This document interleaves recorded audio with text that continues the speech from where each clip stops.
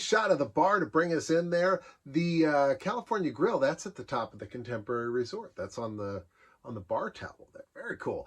Today we are talking about forgotten restaurants. We're going to start off with this one, Gino's Hamburgers. I always heard about this place. Never went there. I think they were all long gone before I was born, but my parents would always tell me about how they had KFC at Gino's Hamburgers, and it never made sense to me until I got older, learned how the Colonel franchised his restaurant, which was different than anybody else.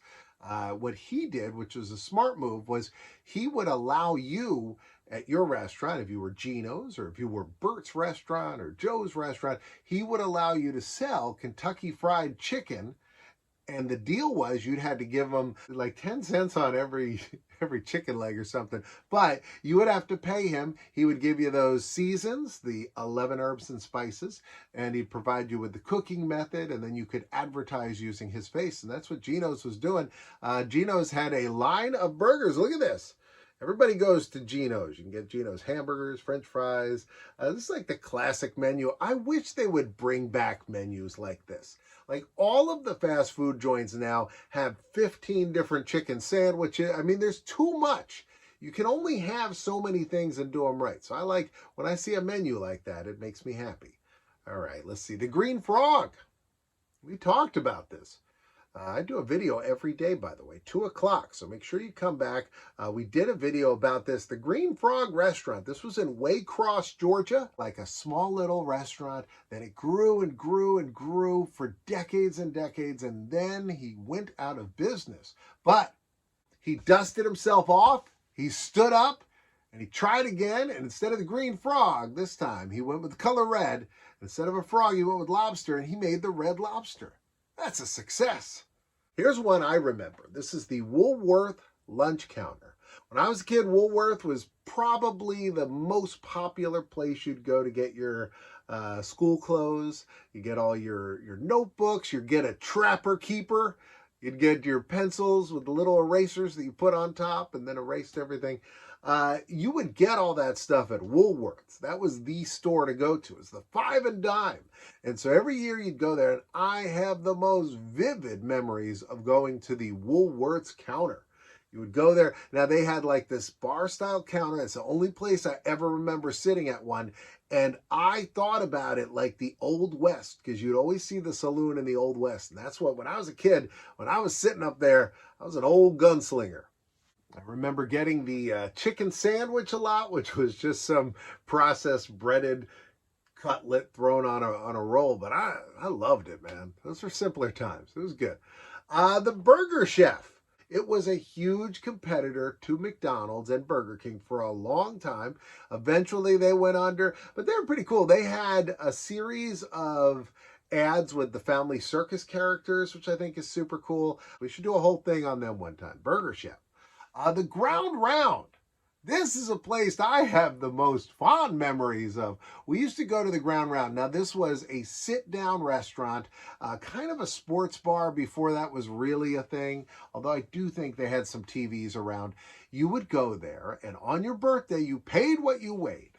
So if you were 69 pounds, you paid 69 cents. Right? So it was a great deal. Pay what you weigh, a little harder to do in today's economy, but they would let you pay what you weigh. So your parents would take you out for your birthday. You'd get at the table one of those little baskets, fill it with popcorn, and you'd sit there and you eat your popcorn. And they did actually, I remember, not only did they have TVs, they would play old-timey movies there, which was, when I was a kid, there was a big resurgence to old-timey silent movies. But yeah, the Ground Round.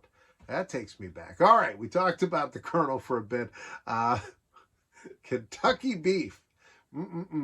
I delve into this a little deeper on a video we did about KFC failures, but the Colonel went crazy at one point and started his own beef restaurant. He just felt that he didn't need to stay in his lane. He was like, I'm going in every lane. And it didn't work out. People didn't want Kentucky beef. All right, Mickey's Kitchen.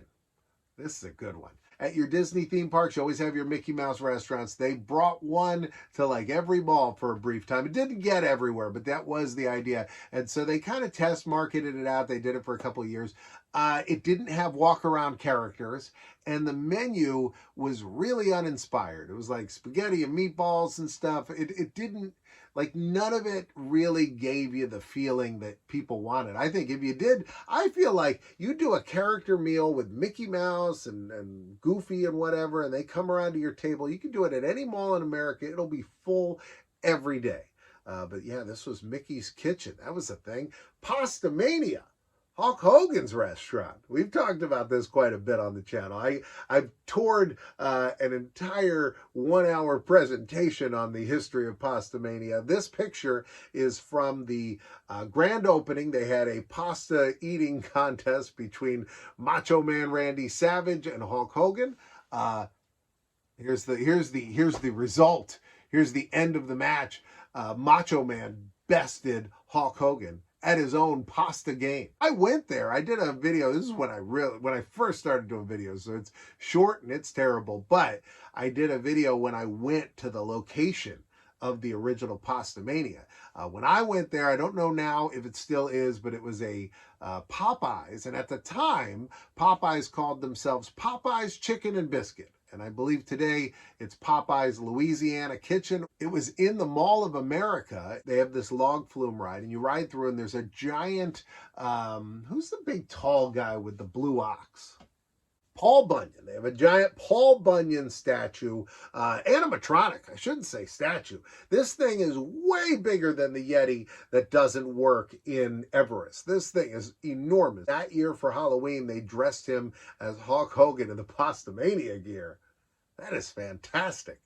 All right, Rax was an Arby's-style roast beef chain. They were all over the country, I believe. There were a lot of them. I know up in the Ohio area, there was quite a few. Now they're down to like 10 locations, so this still exists. And I'm going to be passing by one of these later this year, and so that's a coming attraction. That'll be on this channel, I'm sure. We'll go over to Rax.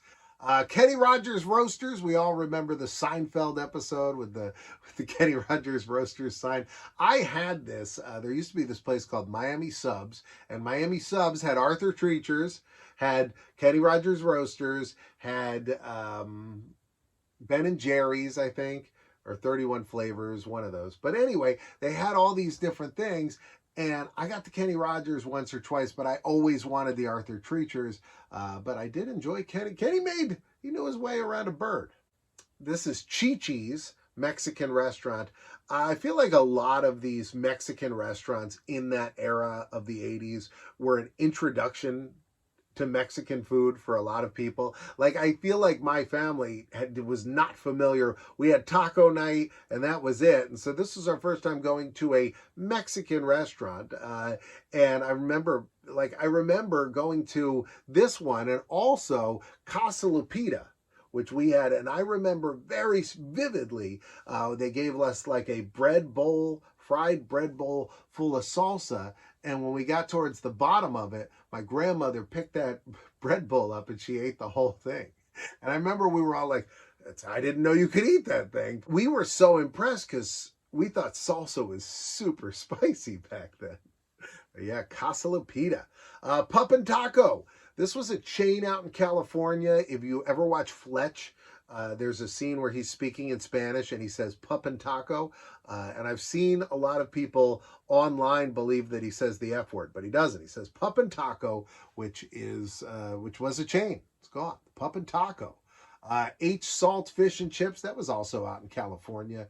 Great place to give you a bag of French fries this big. Bullwinkles. This was a chain, Chuck E. Cheese-like kind of casino for kids with all the different rides and shows and animatronics. And they had an animatronic Rocky and Bullwinkle, and you can see Underdog there as well as Dudley Do-Right. So like the whole collection of them. And they did, the stage show looked amazing. That's another one we should dig into one day. All right, Love's Ribs. This was a California staple. You go to Love's and get your ribs. Howard Johnson's.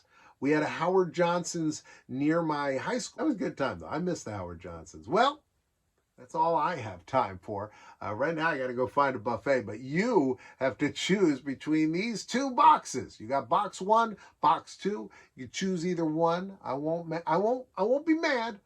prefer you choose that one, but I don't care. Choose either one. It's up to you. I'll see you tomorrow at 2 o'clock.